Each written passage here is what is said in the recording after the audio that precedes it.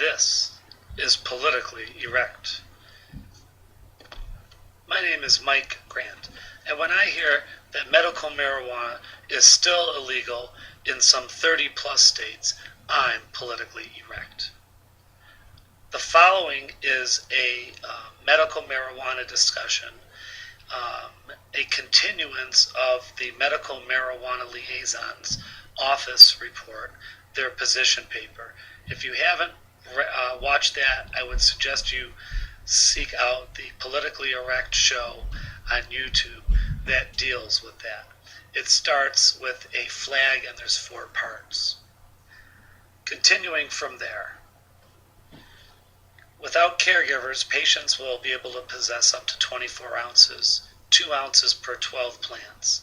Anything over will have to be sold to a government pot store or given to a charity or sold to individuals that broker in government programs. For example, the SAR. The illegal dispensaries that currently exist are going to be the losers. By 2013's ends, they'll have to be shuttered. Some may become official pot stores due to building and land ownership deals the government makes in its bulldozer tactic of eminent domain. Then again, you made yourselves up and the law never mentioned or intended you to be existential, let's say. Under the new program, I forecast the following salaries, new positions and new job hires. Master gardener, 100 grand, assistant, 60K, clerks, cashiers, 35K, drivers, 45K, warehouse manager, 65K, crop supervisor, 175K, nutrient supplier, 35K, in-house testing tech, 25K, salesmen and women, 20K plus, electrician, 55K, engineer, 75K, IT tech and web design, 95K, armed patrol and cops, up to 120K. These would be the new positions for the stores.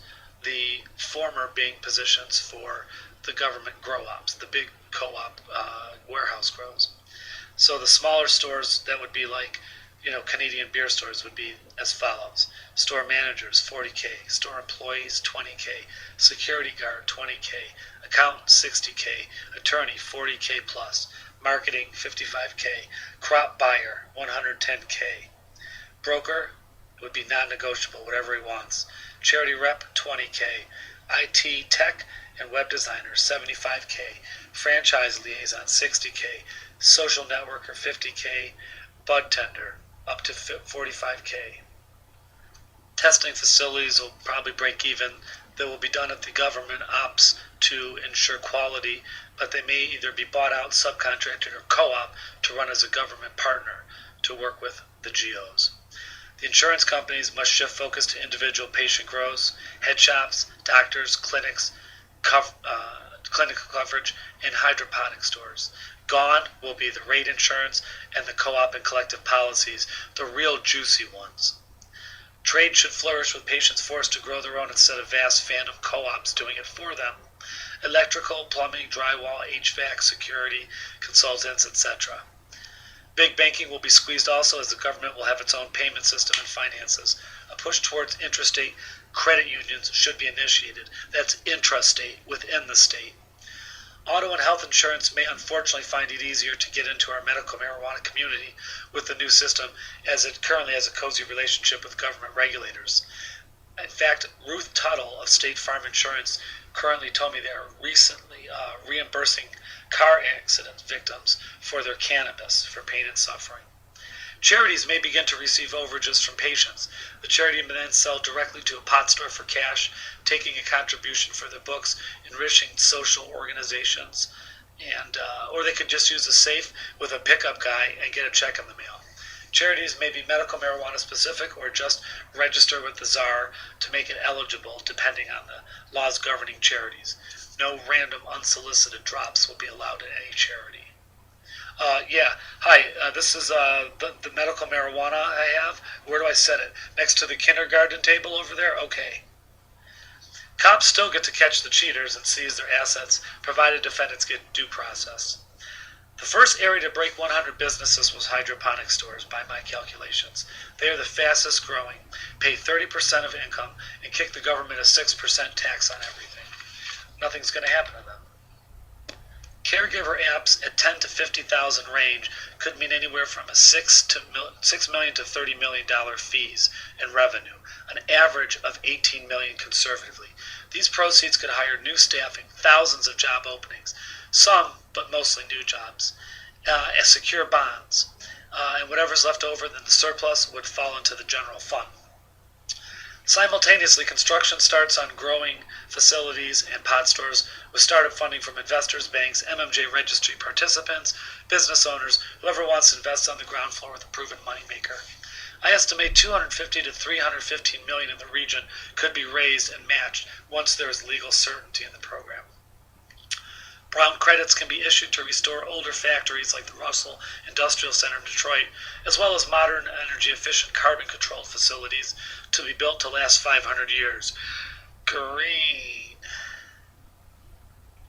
Ohio and other border states could be tempted by moving blocks of Michigan cannabis businesses near their borders, enticing border jumpers over to compassionate Michigan. These enrichment zones tend to be economically depressed and would benefit from the boost in revenue. Wisconsin, Illinois, Indiana, Ohio, even Windsor. Patient apps should run between $22.5 million and $48 million on average, $35 million conservative in the center of the median.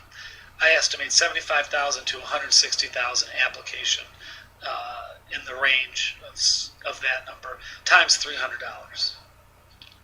With 120 grow-out facilities, of course 70% being in southeast Michigan, times 100 master gardeners each and their subservience, that would be 12,000 available positions.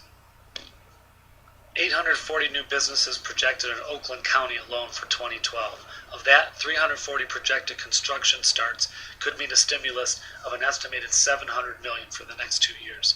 220 pot shops times 40 grand per month profit revenue equals $105.6 million profit per year per county. Other counties won't be as lucrative as densely packed Oakland, however. Still, 500 delivery services doubles or triples the above protection to pay up to an additional $300 million. Say goodbye to deficits, Michigan, and say hello to medical marijuana, what I call medical money. This is Mike Grant for Politically Erect. Copyright MMXI for Artichoke Down. Stay tuned for other medical marijuana topics on Politically Erect.